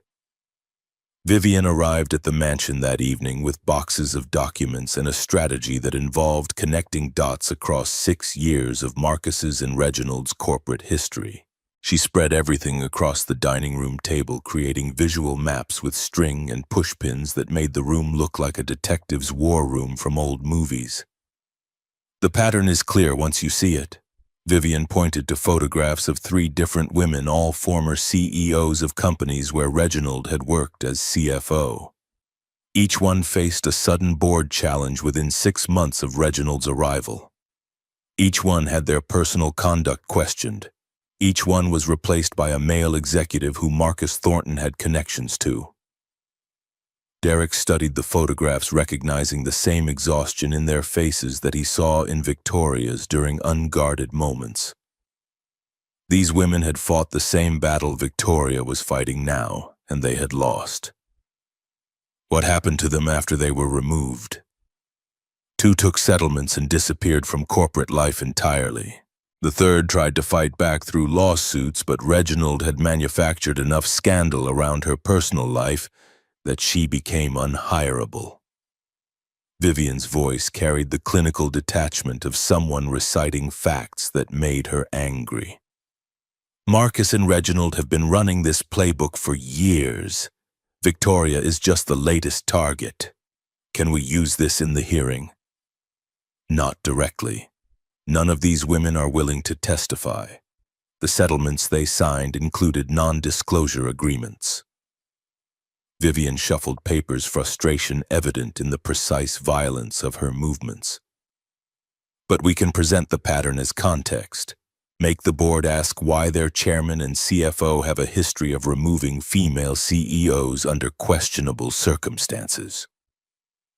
Victoria entered the dining room carrying coffee for all 3 of them, her presence shifting the energy in the room from analytical to strategic. She studied Vivian's visual map with the focus she applied to everything that mattered, absorbing the implications and calculating responses. We present this after Derek's testimony about the electrical surge. Victoria set down the coffee and began rearranging elements of Vivian's display. We let them think the hearing is about proving my marriage is legitimate. Then Derek shows them evidence of premeditation. Then Vivian shows them the pattern. By the time we're done, the question isn't whether I'm fit for leadership. The question is whether Marcus and Reginald are fit to remain on the board. It was elegant in its reversal, using the ethics investigation Marcus had demanded as a weapon against its architects. Derek recognized Victoria's strategic mind at work, the same intelligence that had built Hayes Global into a $4 billion company. But now that intelligence was being deployed in service of something beyond profit margins and shareholder value. Now it was about justice. They worked through the night refining their presentation and anticipating counter-arguments. Derek practiced explaining the electrical surge evidence in language that non-technical board members would understand. Vivian prepared legal briefs that connected Marcus's and Reginald's actions to established patterns of corporate misconduct. Victoria coordinated everything, her role shifting from defendant to prosecutor as she recognized the power of going on offense. Somewhere around 3 a.m, exhaustion caught up with all of them. Vivian dozed on the couch, legal briefs scattered across her lap. Victoria sat at the dining table with her head resting on crossed arms, too tired to maintain the rigid posture she usually enforced. Derek stood at the window watching snow fall across the grounds, thinking about Isla sleeping safely upstairs and about the battle they would fight in 7 days. This was not how he had imagined his life would look 6 weeks ago. Then he had been a single father struggling to make rent, taking emergency contracts to cover school expenses, promising his daughter that they would be fine, even when fine felt like an impossible standard to maintain. Now he was preparing to testify before a corporate board about conspiracy and corruption, living in a mansion with a woman he had married for reasons that no longer made sense, fighting a war he had not chosen but could not abandon. But somewhere in the chaos, something unexpected had emerged. A partnership built on mutual respect instead of transaction. An alliance where both of them were learning to value integrity over advantage. And the fragile possibility that doing what was right might actually matter, even when the cost was everything they had left to lose. The week before the board hearing passed in controlled chaos, Derek took emergency contracts during daylight hours to maintain the appearance that his life continued normally. But every evening was consumed by preparation. Vivian drilled him on technical testimony until he could explain power surge patterns in language anyone could understand. Victoria reviewed his presentation for gaps that Marcus's attorneys might exploit, her questions sharp enough to draw blood. Isla noticed the tension, her 7-year-old instincts reading the adults around her with uncomfortable accuracy. She asked fewer questions at dinner, finished her homework without needing reminders, and went to bed early without argument. Derek recognized the pattern from the months after Sarah died, when Isla had tried to make herself smaller to ease the weight pressing down on her father. It broke something in his chest to see her doing it again. On Thursday evening, 3 days before the hearing, Derek found Isla in the library where she had been reading. Her book lay closed in her lap, and she stared out the window at grounds turning purple with dusk. "What's wrong, sweetheart?" Isla turned to face him, her expression carrying more gravity than any child should have to manage. "Are you and Miss Victoria going to get in trouble with the mean people?" Derek sat beside her, searching for words that would be honest without being frightening. "We're going to a meeting where some people will ask us hard questions. But we're going to tell them the truth, and the truth is on our side." "What if they don't believe you?" The question landed with precision, exposing the fear Derek had been trying to ignore. What if his testimony was not enough? What if Marcus's investigators had poisoned the well too effectively? What if doing the right thing mattered less than having the right connections and the deepest pockets? Then we lose, but we lose knowing we didn't compromise on what we knew was right. Derek pulled Isla closer, feeling her small weight settle against his side. Sometimes the world doesn't reward integrity. Sometimes telling the truth costs you everything. But the alternative is becoming the kind of person who uses lies to win, and that cost is higher. Ela absorbed this in silence, processing adult realities through a child's simpler moral framework. Then she asked the question that cut deepest. If you lose, do we have to go back to the apartment? I don't know yet. Derek would not lie to his daughter about something this important. The apartment's gone. The landlord rented it to someone else. But we'll find another place, we always do. I don't want to leave. Isla's voice was small but certain. I like it here. I like my new school. I like Miss Victoria. Derek felt the complications multiply, recognizing that his daughter had built attachments he could not simply sever without causing damage. Isla had already lost her mother. She had already survived upheaval and instability. Now she was facing the possibility of losing the fragile stability they had built in this unlikely place. Victoria appeared in the doorway, hesitating when she saw Derek and Isla together. She had changed from her work clothes into something softer, her hair loose instead of pulled back in its usual severe arrangement. She looked younger this way, more vulnerable, and Derek saw Isla's face light up with genuine affection. Can I ask the 3 questions? Isla's request was directed at both of them, including Victoria, in the ritual that had always belonged to just father and daughter. Derek nodded, curious to see how Victoria would handle this. She moved into the room and sat in the chair across from them, her posture less rigid than usual. Isla asked Derek first, "What made you happiest today?" "Seeing you make a friend at school. Sophie seems nice." "What made you saddest?" "Knowing you're worried about things you shouldn't have to worry about." "What do you want to change tomorrow?" Derek paused, meeting Victoria's eyes across the small distance between them. "I want to stop being afraid that doing the right thing won't be enough." Isla turned to Victoria, her questions carrying the same weight they held for Derek. "What made you happiest today, Miss Victoria?" Victoria's composure cracked slightly, surprise evident before she smoothed it away. "When you showed me your drawing of the garden, you made the snow look like it was actually falling." "What made you saddest?" "That I might not be able to protect the things I care about." Victoria's voice was quieter than Derek had heard it outside moments of exhaustion or defeat. "What do you want to change tomorrow?" "I want to learn how to be brave the way your father is brave. Not because I have power, but because I refuse to compromise on what matters." Isla smiled, satisfied with answers that felt honest instead of performative. She returned to her book, dismissing the adults with a child's casual authority. Derek and Victoria stayed in the library after Isla left for bed, the silence between them holding questions neither was ready to voice. "She's including you in her world." Derek spoke first because someone had to. "Not just as my wife or the woman whose house we live in, as someone she actually cares about." "I know." Victoria stood, walking to the window where Isla had been watching dusk settle. "That terrifies me more than losing the company. If we lose the hearing, if Marcus succeeds, Isla loses this place and this stability. And that's on me. I'm the one who created this situation. We both created it." Derek joined her at the window, their reflections ghostly in the darkening glass.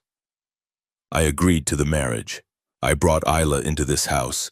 I knew the risks, even if I didn't fully understand the stakes. You agreed because I backed you into a corner, because I offered you resources for Isla that you couldn't refuse." Victoria's hands clenched at her sides. "I used your love for your daughter as leverage. That makes me no better than Marcus." "That's not true." Derek turned her to face him, his hands on her shoulders firm enough to demand attention. "Marcus destroys people to accumulate power. You made a desperate choice to protect something you'd built. The methods were similar, but the motivations matter." "Do they? When the outcome is the same?" Victoria's eyes held genuine anguish. If Isla gets hurt because of what I started, if she loses the home she's found here, how is that different from Marcus destroying careers and lives? Derek did not have an answer that would satisfy her, so he offered truth instead of comfort.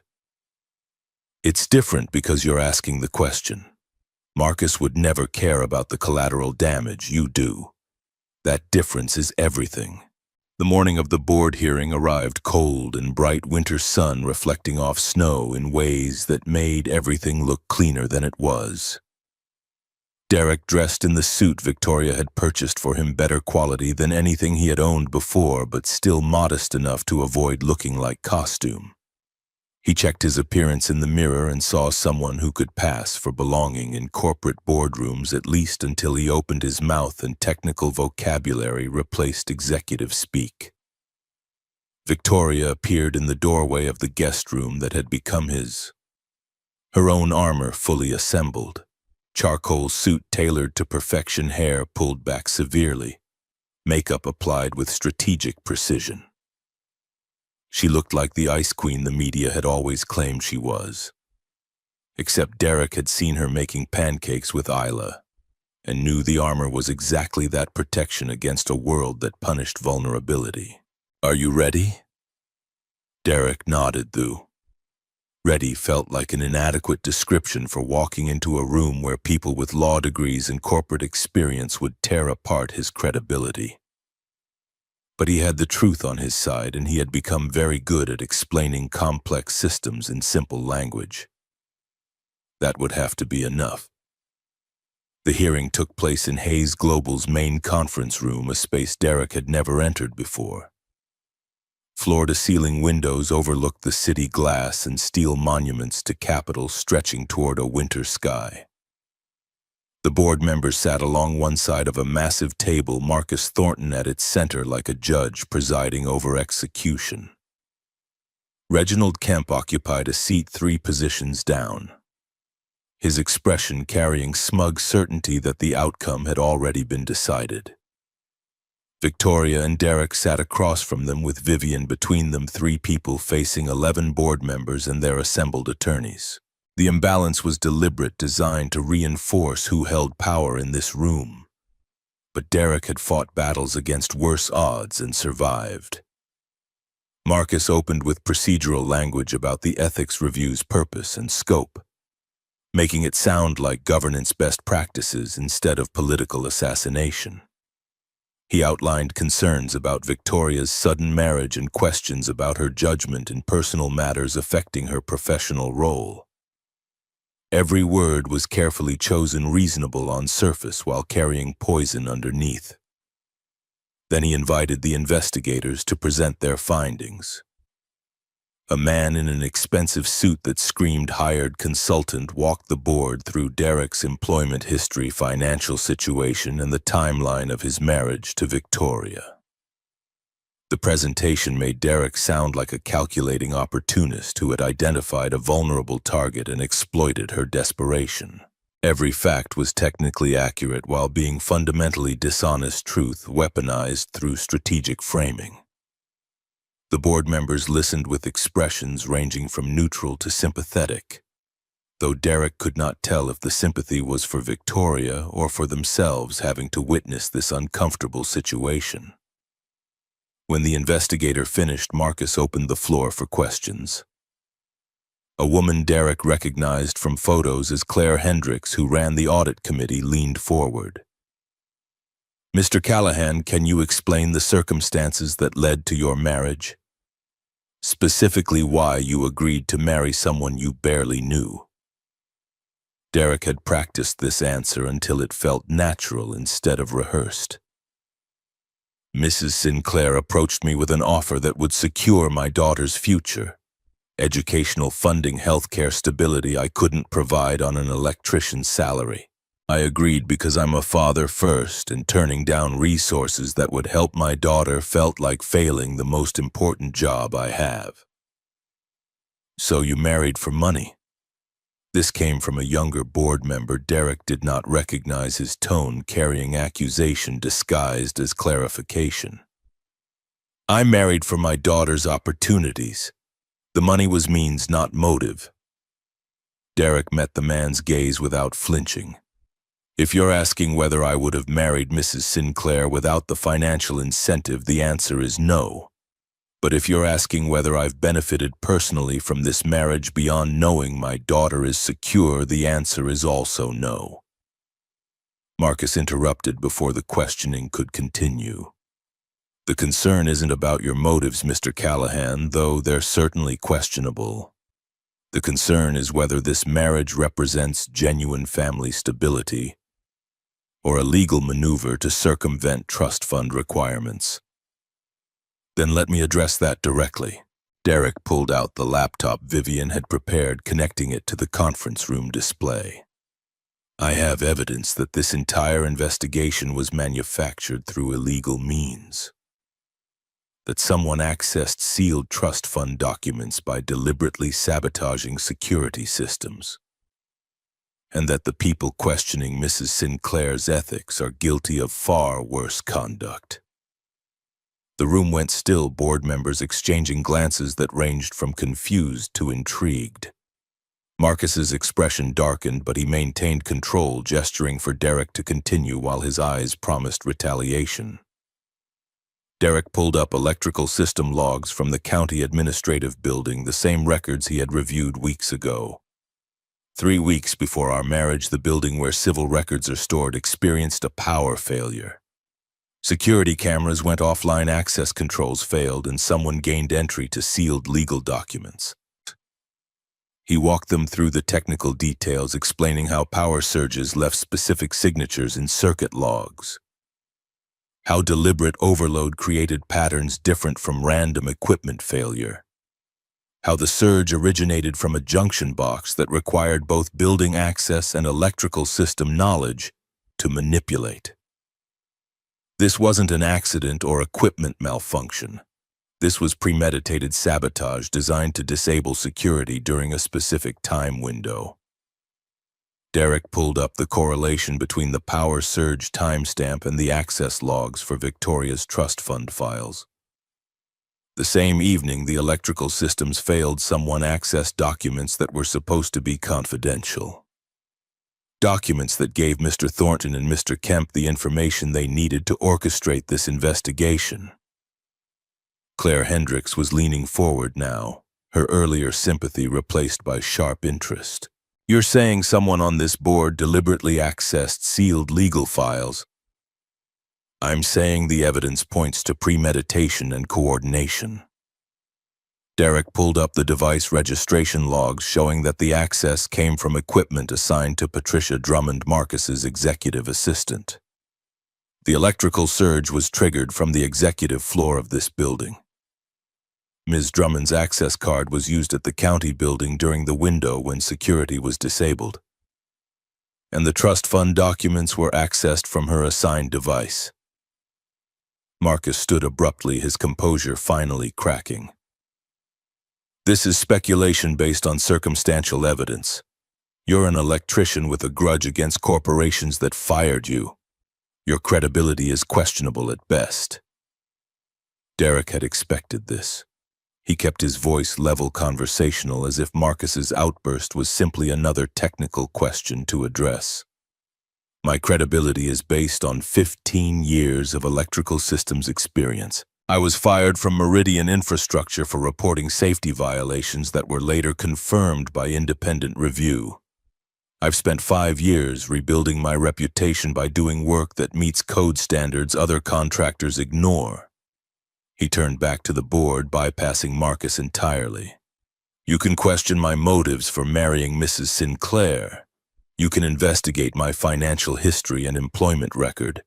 But you can't dismiss technical evidence just because you don't like the messenger. These logs are facts, not opinions. The power surge happened, the access occurred, the correlation is documented. Reginald Kemp tried to deflect his voice, carrying false reasonableness. Even if we accept your interpretation of the electrical logs, that doesn't prove anyone on this board was involved. Ms. Drummond could have acted independently.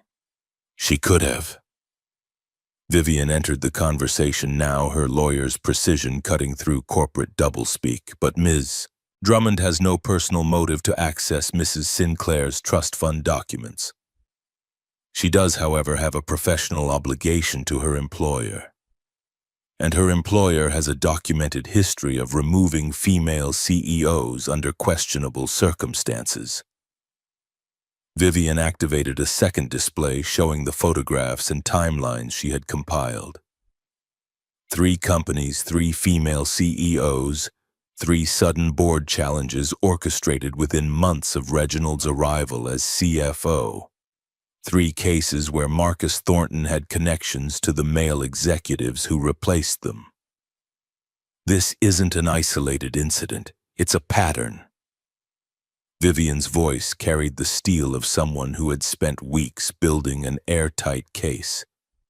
Mr. Thornton and Mr. Kemp have been running this playbook for 6 years. They identify companies with female leadership, manufacture scandals around personal conduct, and replace them with executives they control. The board erupted in questions, multiple voices demanding explanations and denials. Marcus tried to maintain order, but his authority was crumbling, the careful narrative he had constructed disintegrating under evidence he had not anticipated.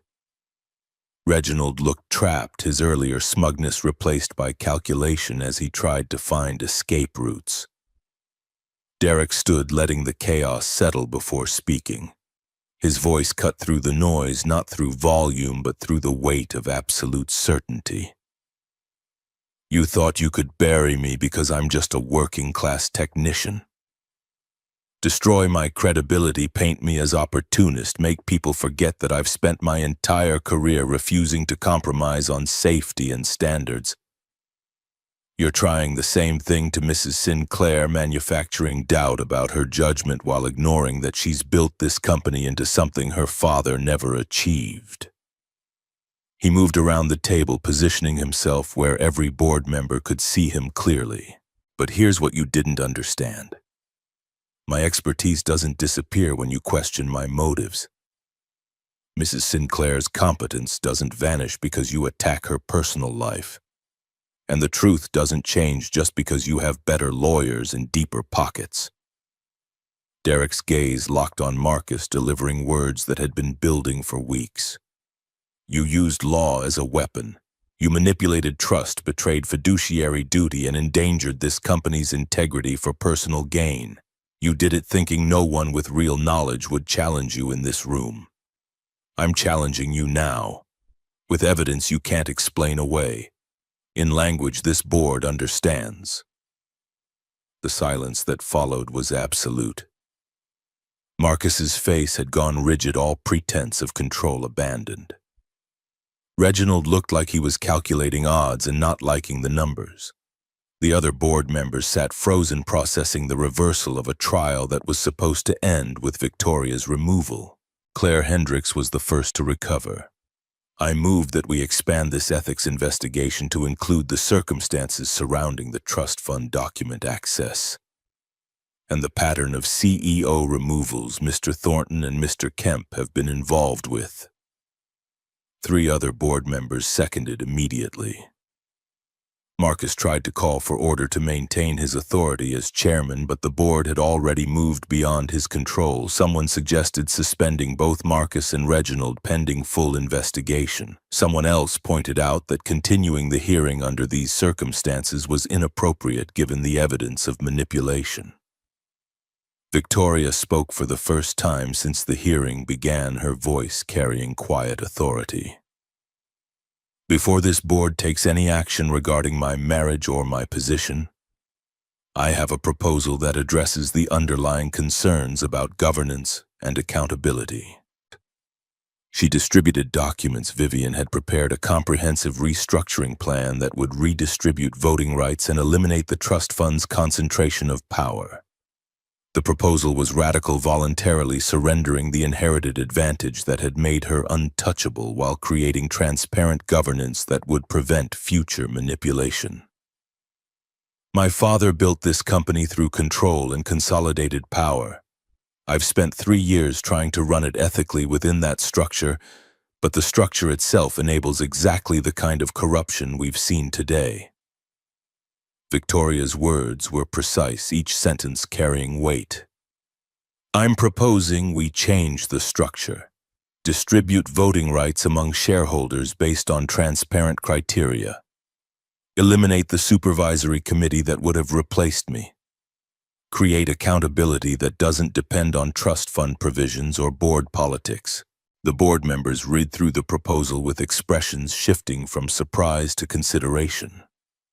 Victoria was offering to give up the very power Marcus had tried to seize, but on her terms and in a way that would prevent anyone from accumulating that kind of unchecked authority again. This is unprecedented. Claire Hendricks looked up from the document, something like respect in her eyes. You're voluntarily surrendering control. I'm choosing legitimacy over inherited advantage. I'm choosing to earn authority through performance rather than demand it through legal structure. Victoria's gaze swept the board. If my leadership is worth preserving, it should be based on results and ethics, not on voting rights my father concentrated to maintain dynastic control. Marcus tried one final attack, his voice sharp with desperation. This is a distraction from the fundamental questions about your judgment and personal conduct. Your marriage is still questionable regardless of governance restructuring. My marriage is 6 weeks old and already more honest than most corporate partnerships in this room. Victoria did not flinch from Marcus's attack. Mr. Callahan and I entered this arrangement for wrong reasons, but we've built something real from those foundations. We're learning to trust each other, to value integrity over advantage, to do what's right even when it costs us everything. She stood, moving to stand beside Derek in a gesture of solidarity that needed no explanation. You wanted to investigate whether my marriage represents genuine stability. Here's your answer. I'm married to someone who refused to compromise his principles even when it destroyed his career. Someone who teaches my household staff about electrical safety. Someone who helps his daughter with homework every night and answers her questions with patience that never wavers. If that's not family stability, I don't know what is. The board chairman, an older man who had been silent through most of the hearing, cleared his throat. I think we need to table the personal ethics questions and focus on the evidence of potential criminal conduct regarding document access. Mr. Thornton, Mr. Kemp, you're suspended from board duties pending investigation. Mrs. Sinclair, your restructuring proposal will be presented to shareholders for vote. Marcus's face went white with rage, but he had no moves left. The evidence was documented. The pattern established, the board turning against him with the same efficiency he had used to attack others. Reginald stood and left without speaking, recognizing when battles were lost. The hearing dissolved into procedural discussions about investigation timelines and shareholder communication. Derek and Victoria sat together while Vivian handled the technical details, both of them processing what had just happened and what it meant. They had won, not through manipulation or political maneuvering, but through evidence and truth presented with clarity that could not be dismissed. Derek's expertise had mattered. Victoria's willingness to surrender power had demonstrated the kind of leadership Marcus could never fake. But the victory felt fragile, temporary, as if they had won a battle while the war continued elsewhere. The shareholder meeting happened 3 days later, a virtual session that connected investors from across the country. Victoria presented her restructuring proposal with the same precision she applied to quarterly earnings reports, explaining how distributed voting rights would create accountability while preserving operational efficiency. Questions came from shareholders who saw opportunity in chaos, from institutional investors worried about stability, from individual stakeholders who wanted reassurance that their investments were protected. Victoria answered each with facts and projections showing how ethical governance created long-term value that short-term maneuvering could never achieve. Derek watched from the side of the room, technically present but functionally invisible to the investors who cared only about returns and risk management. He saw Victoria command the room with intelligence that had nothing to do with inherited position, making the case for voluntary power redistribution in language that appealed to self-interest while serving principles.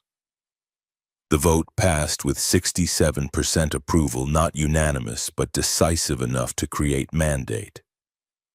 Victoria would remain CEO, but under governance structure that prevented the kind of concentrated control her father had wielded. Marcus and Reginald faced formal investigation. Their careers effectively ended regardless of legal outcomes. Hayes Global would rebuild its reputation through transparency rather than dynasty, through earned authority rather than inherited power. It was everything Victoria had said she wanted, and it left her looking exhausted rather than triumphant. That evening, Derek found her in the library staring at documents that outlined her new responsibilities and constraints.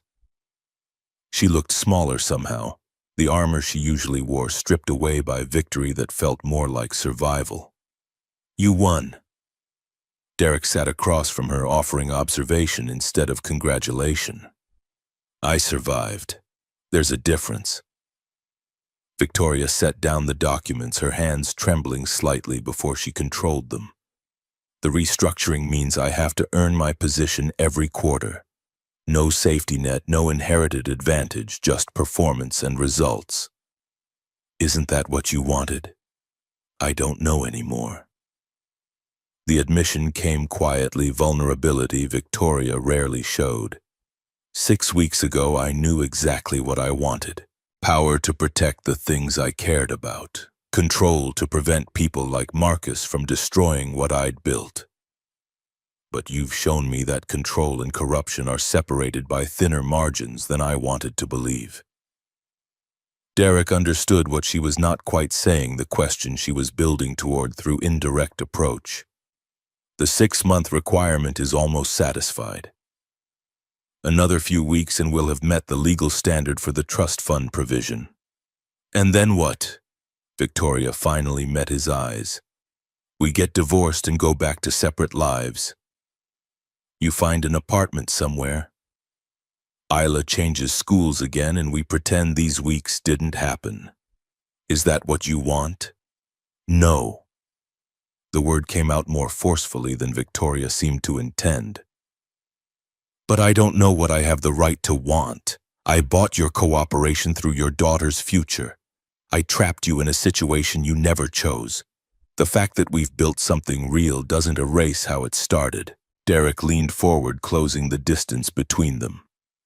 "You're right that the beginning was wrong. You manipulated me, and I let myself be manipulated because I was desperate. But everything after that has been choice. I chose to stay when I could have left. I chose to fight beside you when I could have protected myself. I chose to teach Isla that doing the right thing matters even when it costs everything."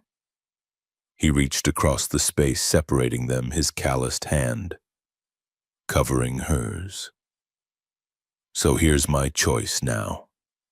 I stay if you keep choosing family the way you've learned to choose truth. I stay if you keep asking instead of demanding. I stay if you remember that power means nothing if it's built on compromising what matters." Victoria's eyes held tears she refused to let fall, her composure fracturing without quite breaking. "What if I fail? What if I revert to old patterns when things get hard? Then I'll tell you the truth and we'll work through it together. That's what partners do." Derek squeezed her hand gently. "We're not going to be perfect at this. We're going to make mistakes and hurt each other and struggle with baggage we both carry. But we'll do it while trying to be people our daughter can respect." "Our daughter." Victoria repeated the words as if testing how they felt. "Isla asked me today if I was going to be her mom now. I didn't know how to answer." "What did you say?" "I said I would like to be if she wanted that. If you wanted that." Victoria's voice was barely above whisper. She said yes immediately, like it was obvious and I was being silly for asking. Then she went back to her homework like she hadn't just offered me something I didn't know I needed. Derek felt something settle in his chest, a decision crystallizing into certainty. Then we stay. Not because of trust fund requirements or legal obligations, but because we've built a family from broken pieces and that's worth protecting. Victoria nodded, accepting the commitment even as her expression held uncertainty about deserving it. Derek did not have reassurances that would erase those doubts, so he offered presents instead. They sat together in the library while snow began falling outside, watching darkness settle across grounds that had stopped feeling like museum displays and started feeling like home. Isla found them there later, her pajamas printed with stars and her feet bare despite the winter cold. She climbed into the space between them without asking permission, settling in. Like she belonged there because she did. "Are you guys okay?" "You were in here a long time." Derek wrapped an arm around his daughter, pulling her close. "We're good, sweetheart. Just talking about what happens next." "What does happen next?" Isla's question carried curiosity rather than anxiety, trust that the adults would handle whatever complications existed. Victoria surprised them both by answering first. "We keep being a family, we keep showing up for each other, we keep choosing to do what's right even when it's hard." Isla absorbed this, then asked the three questions with the same ritual seriousness she brought every night. Derek answered first, then Victoria, then Isla herself. The questions were the same, but the answers had changed, reflecting new realities and fragile hopes. "What made you happiest today, Derek?" "Knowing we don't have to pretend anymore." Victoria, Isla asking if I could be her mom. Isla, both of you being here together. "What made you saddest, Derek?" "Years I spent alone after Sarah died." Victoria, realizing how close I came to losing this. Isla, nothing today. Today was good. "What do you want to change tomorrow, Derek?" "Nothing. Tomorrow can stay exactly like this." Victoria, "I want to learn how to braid hair without making a mess." Isla, "I want pancakes for breakfast." They laughed, the sound genuine and unforced, three people who had found each other through circumstances designed to break them but had built something stronger than anyone intended. 6 months later, the mansion looked different without looking changed. The marble floors still gleamed, the hallways still stretched in elegant symmetry, but Isla's drawings covered the refrigerator and Derek's tools occupied a corner of the mudroom. Victoria's home office had photographs on the desk now. Candid shots of family dinners and school events that tracked time through accumulated memories. Hayes Global operated under new governance structure, Victoria earning her authority quarterly through results that satisfied shareholders and maintained ethical standards her father had never valued. Marcus Thornton faced criminal charges for corporate fraud and conspiracy. His empire dismantled by investigators who followed the evidence Derek had provided. Reginald Kemp took a plea deal that included testimony against Marcus, buying lighter sentencing through cooperation. Derek had returned to electrical work but now served as safety consultant for community infrastructure projects, using expertise to prevent the corner cutting that had cost him his career years earlier. He was not Victoria's trophy husband, not a corporate executive trying to fit roles that did not suit him. He remained Derek Callahan, electrician and father, someone who kept promises and refused to compromise on what mattered. Isla flourished at her new school, making friends who knew her as herself rather than as the daughter of someone famous. She still asked the three questions every night, but now both Derek and Victoria answered their responses, tracking the evolution of a family built from necessity into something chosen and cherished. On a winter evening 6 months after the board hearing, Derek found Victoria in the kitchen attempting to make cookies from scratch. Flour dusted her clothes and frustration marked her expression, but she was trying and that effort mattered more than success. "Need help?" Victoria gestured at the chaos spreading across the counter. I'm destroying Thomas's organized kitchen. This recipe makes no sense. Why would anyone voluntarily do this when bakeries exist? Derek moved beside her, reading the recipe and recognizing where she had gone wrong. He guided her through the corrections with patience learned from teaching Isla. Showing rather than telling, offering support without taking over. They worked together in comfortable silence, Derek's hands steadying Victoria's when she tried to rush steps that required precision. The cookies that emerged from the oven were imperfect, slightly burned on the edges and misshapen, but they tasted like victory over impossibility. Isla appeared in the kitchen doorway, drawn by the smell of baking. She looked at her parents covered in flour, at cookies cooling on racks, at the mess they had created together, and smiled with complete satisfaction. Did you make these, Mom? Victoria's breath caught at the title, still new enough to carry weight. Your dad helped. I'm terrible at baking. That's okay. You're good at other things. Isla took a cookie, biting into it despite the heat. These are perfect. They were not perfect by any objective standard. They were burned and misshapen and probably too sweet. But they were made with effort and patience and the kind of care that could not be purchased or manufactured. They were proof that Victoria was learning to create instead of just control, to build instead of just command.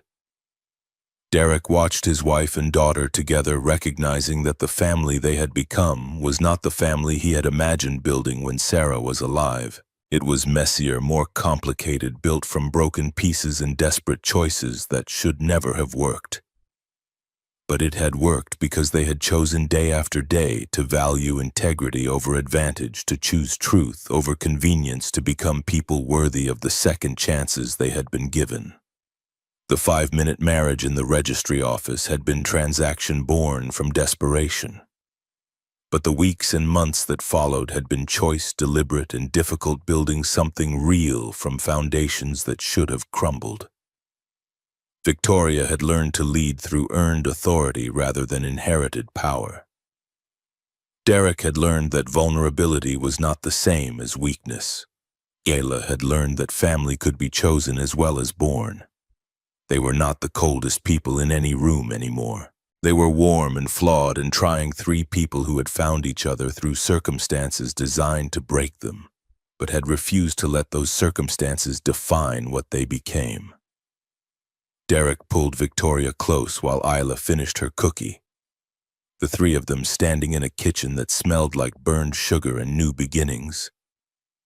Outside, snow was falling again, covering the grounds in fresh white. That would melt and freeze and melt again through cycles that never quite erased what came before but slowly transformed it into something different. 5 minutes had created a contract. 6 months of choosing each other had created a family.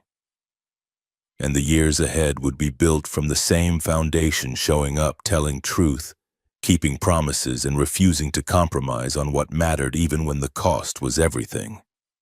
They had started as strangers bound by desperation. They had become partners through crisis and choice. And they would continue as family because they had learned that the coldest person in any room had never lacked a heart. She had simply never had anyone willing to stay long enough to help her remember how to use it.